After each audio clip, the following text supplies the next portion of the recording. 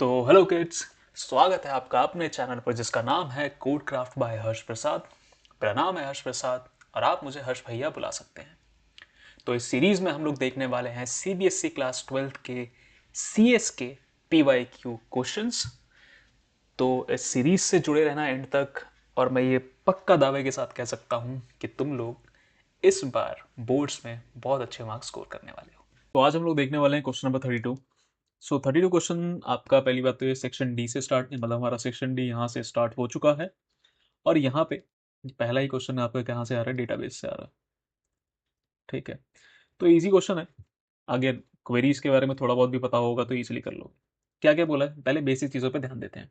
क्या है? टेबल का नाम दे रखा है स्टाफ। ठीक है, अच्छा, क्या क्या है स्टाफ टेबल के अंदर? Staff ID, staff name, salary, department, designation. ठीक है, नाम का ध्यान रखना। किसके नाम का? टेबल के जो भी ये कॉलम्स हैं उनके नेम का। ठीक है, तो ये हमारे क्या है? कॉलम्स, और ये क्या हमारी? रोज। ठीक है, स्टाफ आईडी है, इसमें स्टाफ नेम है, सैलरी है, डिपार्टमेंट है और डिजिग्नेशन है, वो लोग क्या काम करते हैं। ठीक है, तो इन्होंने क्या बोला? Write the suitable SQL queries to perform the following task. पहला क्या है? To display the average salary of each department. ठीक है, हमें क्या बोला है? हर डिपार्टमेंट की एवरेज सैलरी बताओ। हर डिपार्टमेंट की एवरेज सैलरी बताओ। ठीक है, तो यहाँ कितने डिपार्टमेंट दिख रहे हैं? नंबर ऑफ रोज हमारे पास कितनी है? 5। लेकिन डिपार्टमेंट्स कितने हैं? Maths, commerce, science, maths, computer. यानी कि मैथ्स देखो रिपीट हो रहा है, तो यानी हमारे पास 4 डिपार्टमेंट है इस टेबल में। कौन कौन से? Maths, commerce, science and computer. ठीक है, हमेशा जब भी तुम्हें आउटपुट देखो, क्वेश्चन पढ़ के इतना समझ जाओगे कि आंसर क्या चाहिए। ठीक है, जब पता चल जाएगा ना आंसर क्या चाहिए, तो हमेशा इजीली तुम लोग क्वेरी को फॉर्म कर लोगे। अभी उन्होंने क्या बोला? Average salary of each department, तो यहाँ पे डिपार्टमेंट दिखेगा और यहाँ पे उनकी एवरेज सैलरी दिखेगी, है ना? यहाँ पे क्या दिखेगी? Average salary. ठीक है, एवरेज सैलरी क्या होती है कि भाई टोटल सैलरी ले लो और उसको नंबर ऑफ पर्सन ले लो, क्वांटिटी ले लो, डिवाइड कर लेंगे, उससे डिवाइड कर देंगे तो हमें क्या मिल जाएगी? एवरेज। अब भाई देखो, वहां से स्टार्ट करते हैं जो सिंगल सिंगल है। तो कॉमर्स में तो एक ही है, तो इसका तो यार टोटल सैलरी क्या है? 80,000, तो ये एज इट इज रहेगी। साइंस भी एक ही है, तो इसमें क्या रहेगी? 35,000। कंप्यूटर भी एक ही है, तो क्या रहेगी? 45,000। अच्छा, मैथ्स दो हैं, एक की 26,000 है और दूसरे की क्या है? 25,000। ठीक है, तो इन दोनों को ऐड करके जो कि आएगा 51,000, हम लोग 2 से डिवाइड करेंगे, जो कि क्या आ जाएगा? 25,500। ठीक है, गलत तो नहीं बोल रहा? तो यहाँ पे एवरेज सैलरी क्या दिखेगी? 25,500। कुछ इस तरीके से आपका आउटपुट बनेगा वो। ठीक है, एक साइड क्या होगा? डिपार्टमेंट का नाम लिखा होगा और एक साइड उसकी एवरेज सैलरी लिखी होगी। तो कैसे करेंगे? कैसे करेंगे भाई? ऐसे करेंगे, देखो हम लोग क्या करेंगे? सेलेक्ट स्टेटमेंट यूज करेंगे। क्या क्या सेलेक्ट करना है भाई? हमें सेलेक्ट क्या क्या करना है भाई? इन्होंने बोला डिपार्टमेंट नेम दिखना चाहिए और सैलरी दिखनी चाहिए। अच्छा, सैलरी कैसे दिखनी चाहिए? एवरेज दिखनी चाहिए। तो हम लोग क्या यूज करेंगे? एवीजी, उसके अंदर क्या पास कर देंगे? सैलरी। तो समझो यहाँ पे हुआ क्या? हमें सेलेक्ट क्या करना है बेटा? डिपार्टमेंट, डिपार्टमेंट और सैलरी। सैलरी कैसी चाहिए? एवरेज। तो ये जो एवरेज यहाँ लिखा है ना, ये क्या होता है बेटा? ये होता है आपका एक तरीके से कुछ फंक्शन कहते हैं, नाम भूल गया, एग्रीगेट फंक्शन। हाँ, एग्रीगेट फंक्शन। एग्रीगेट फंक्शन का मतलब क्या होता है? वो जो भी इसके अंदर वैल्यू जाती है ना, जो भी इसके अंदर वैल्यू जाती है उसको ये क्या करता है? बाहर गिवन फंक्शन के हिसाब से मैनिपुलेट कर लेता है। अगर यहाँ सम लिखा होता तो वो उन सारी वैल्यूज का सम कर लेता। किसका सम करता? सैलरीज का सम कर लेता। ठीक है, अगर मान लो क्या होता, आ, किसी का सब्ट्रा मतलब ये समझ लो, आपको क्या करना होता? सम होता है, एवरेज होता है, मैक्सिमम होता है। मैक्स निकालना होता तो क्या होता? मैक्सिमम वैल्यू निकाल देता। ठीक है, मिनिमम निकालना होता तो मिनिमम वैल्यू निकाल देता। ठीक है, तो हमें क्या करना है? एवरेज करना है। किसका? सैलरी का। अच्छा, कहाँ से करना है भाई? हमेशा क्या होता है? सेलेक्ट तो हमने कर लिया, कहाँ से सेलेक्ट करना है भाई? तो हमें टेबल का नाम बताना पड़ता है। टेबल का नाम क्या है? स्टाफ। ठीक है, हमेशा यहाँ पे क्या आते हैं बेटा? कॉलम्स, और यहाँ पे क्या आता है? टेबल। सेलेक्ट क्या सेलेक्ट करना है और कहाँ से सेलेक्ट करना है, टेबल स्टाफ से सेलेक्ट करना है। अच्छा यहाँ पे हमने क्या किया, group by department, group by department. ठीक है, ठीक है। इससे हुआ क्या कि जो भी हमारा ये एवरेज सैलरी आया और ये डिपार्टमेंट आया, ठीक है, उसको हमने ग्रुपिंग कर दी किसके बेसिस पे, डिपार्टमेंट के बेसिस पे। ठीक है, और क्या हो सकता है यहाँ पे, group by function. After all group by करता क्या है, ग्रुप बाय क्या करता है, कुछ नहीं, जो भी एग्रीगेट फंक्शंस वैल्यू जनरेट करते हैं भाई, उन्हें किस बेसिस पे दिखाना है भाई, कोई ना कोई तो पैरामीटर होगा। अब हमें डिपार्टमेंट के बेसिस पे दिखाना था, तो हमने ग्रुप बाय क्या कर दिया, डिपार्टमेंट। ठीक है, मतलब अगेन एसक्यूएल बेटा कोई बहुत टफ नहीं है। एसक्यूएल बेसिकली आपकी जनरल इंग्लिश की तरह ही है, बस समझ में आना चाहिए कब क्या करना है। अच्छा अगर मान लो कभी तुमने अपना लैपटॉप यूज किया हो, तो आप याद है ग्रुप बाय का राइट क्लिक मारोगे तो ग्रुप बाय का एक ऑप्शन आता है ना। सो वो ग्रुप बाय क्या करता है, वो कहता है नेम कर दूं, वो कहता है फाइल टाइप कर दूं, ठीक है, वो कहता है डेट मॉडिफाइड कर दूं। तो ग्रुप बाय का मतलब क्या है कि आप जितनी भी वैल्यूज, जो वैल्यूज आई हैं उनको आप क्या करते हो, एक सेक्शन में डिवाइड कर देते हो, है ना।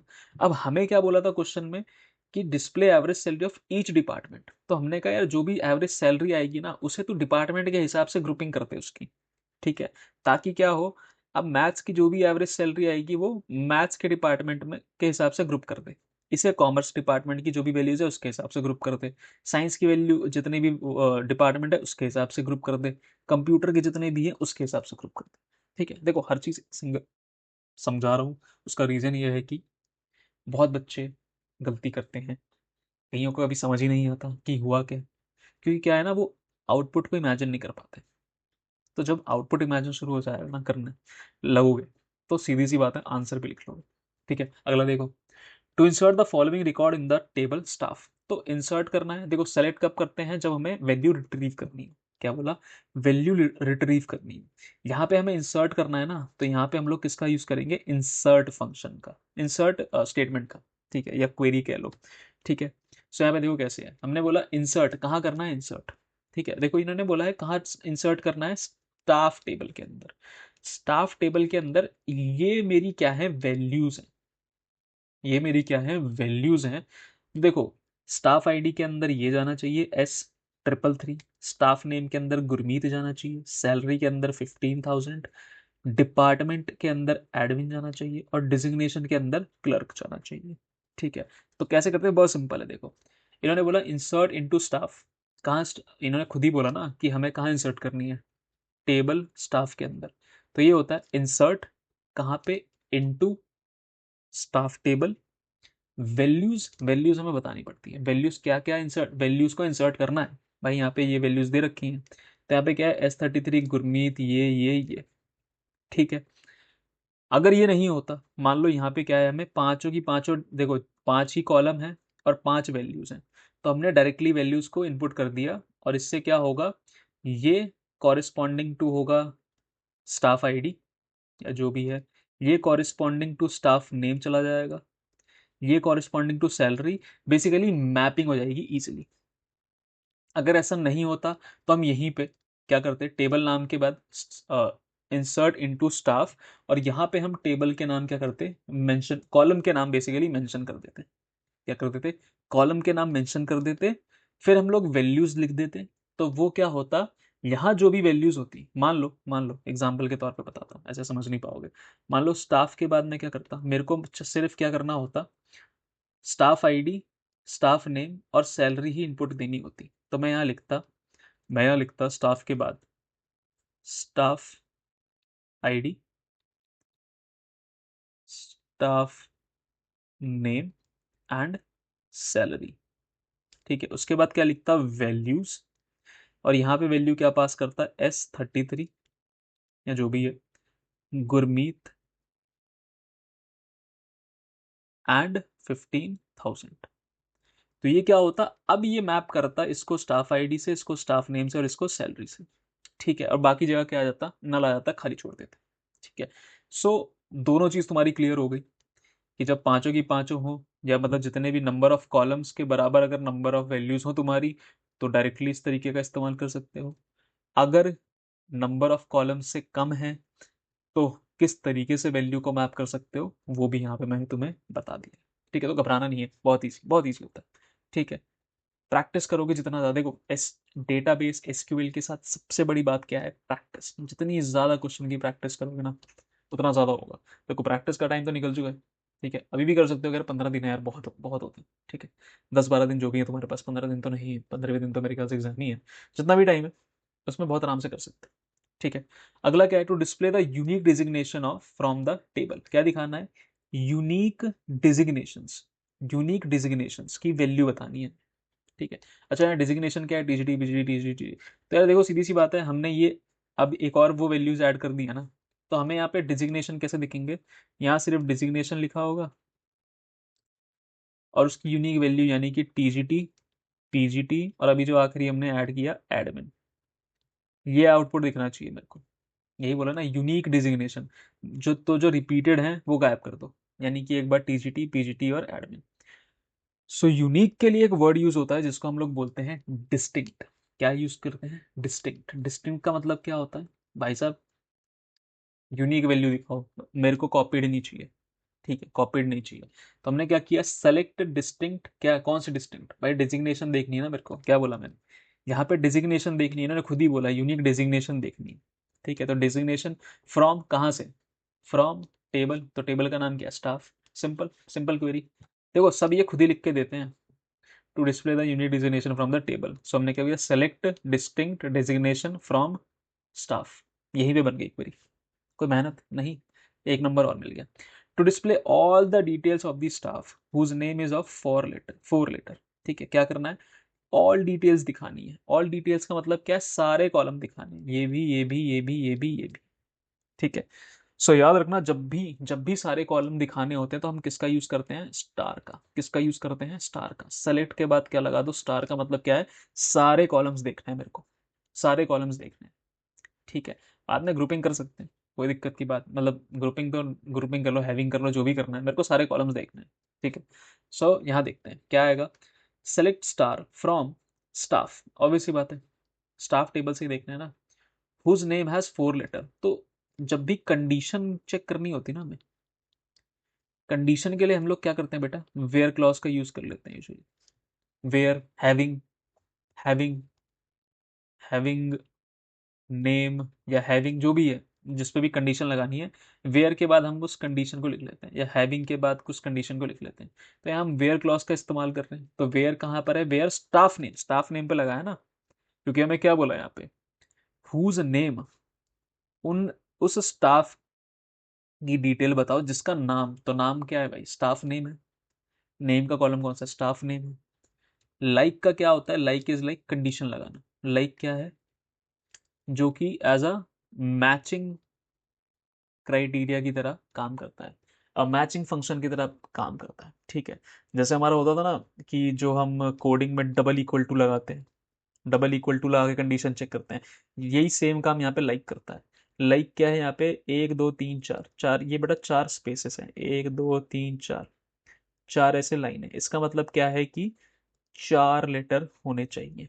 क्या होने चाहिए, 4 लेटर ही होने चाहिए। लाइक 1 2 3 4। अगर यहाँ पे कुछ ये नहीं बताया ना कि किसी पर्टिकुलर लेटर से नाम स्टार्ट होना चाहिए, अगर पर्टिकुलर लेटर से स्टार्ट होता तो हम लोग क्या करते थे, लाइक लाइक क्या करते हैं यहाँ पे, ए लगा के परसेंटेज लिख देते हैं, ए लगा के परसेंटेज लिख देते, जहां तक मेरे को याद आ रहा है। इसका मतलब क्या है, स्टार्टिंग भी दे बाद में कुछ भी हो, स्टार्टिंग भी दे बाद में कुछ भी हो। ठीक है, अगर हमें मान लो एंडिंग वेंडिंग करना होता तो बता दूंगा किस तरीके से क्या है। तो लाइक के बाद हम लोग क्या होता है, कंडीशन उस तरीके से लिख देते हैं। ठीक है, सो यहाँ पे लाइक क्या है, 4 स्पेसेस। तो यहाँ पे आउटपुट क्या होगा भाई, ये चेक करेगा स्टाफ नेम में किसके किसके नाम में 4 लेटर आ रहे हैं। तो देखेगा भाई, ये देखो यहाँ पे 1 2 3 4 5 है, हटा। 1 2 3 4 5 हटा, 1 2 3 4 ठीक है आ गया, 1 2 3 4 5 है, घटा, 1 2 3 4 5 हटा, हटा दे। जहां पे 4 से ज्यादा गए उन्हें हटा दे। तो हमारे फाइनल आउटपुट क्या होगा, ये होगा S301 Neha 35,000 salary science TGT। बस ये हमारा फाइनल आंसर दिखेगा हमें। ठीक है, सो आई होप तुम लोगों को ये लेक्चर पसंद आया होगा। ठीक है, अगेन एसक्यूएल क्वेरीज में ज़्यादा कुछ, बहुत ज़्यादा कुछ बताने को नहीं, क्योंकि देखो क्या है, बेसिक बेसिक चीज़ें बता सकता हूँ कि किसका क्या काम होता है, क्वेश्चन के थ्रू उसको मैं समझा सकता हूँ। बट आप कहते हैं ना, सब कुछ नहीं बता सकता, बिकॉज परम्यूटेशन कॉम्बिनेशन बहुत ज़्यादा है। ठीक है, सो हम लोग हमेशा क्वेश्चन ओरिएंटेड चलते हैं, और मैं ये कह रहा हूँ इसी तरीके के क्वेश्चन आते हैं, इसी तरीके के क्वेश्चन आते हैं, कोई बहुत नहीं आता। एक एग्रीगेट फंक्शन का पक्का पक्का क्वेश्चन आता है कि यार एग्रीगेट करके बता दो, कंडीशन बदल जाएंगी, एवरेज की जगह मैक्सिमम पूछ लेंगे। ठीक है, कि किसी पर्टिकुलर डिपार्टमेंट की मैक्सिमम सैलरी क्या है, मिनिमम पूछ लेंगे। डिपार्टमेंट की जगह कुछ और पूछ सकते हैं, स्टाफ नेम के हिसाब से पूछ सकते हैं। ठीक है, कि यार मेरे को ये बताओ क्या नाम है, किस स्टाफ की सबसे ज़्यादा सैलरी थी। ठीक है, समझ आ रही है, उसका नाम डिस्प्ले कर दो और उसकी सैलरी डिस्प्ले कर दो। इस तरीके के क्वेश्चन घुमा के पूछे जाते हैं। अगेन फिर बोला ना, परम्यूटेशन कॉम्बिनेशन बहुत सारे हैं, लेकिन बेसिक चीज़ें ऐसी ऐसी रहती हैं। ठीक है, ग्रुप बाय, लाइक, इस तरीके के क्वेश्चंस बहुत आते हैं, इंसर्ट कर देने का क्वेश्चन बहुत आते हैं। तो घबराना नहीं है, बेसिक सिंटेक्स अगर तुम्हें पता है तो बहुत आराम से क्वेश्चन हो जाएंगे। जितना पूछा गया है उतने पे ही ध्यान देना। ठीक है, इधर उधर मत सोचना। ओके, सो आई होप तुम लोगों को लेक्चर पसंद आया होगा। मिलते हैं अगली क्लास में।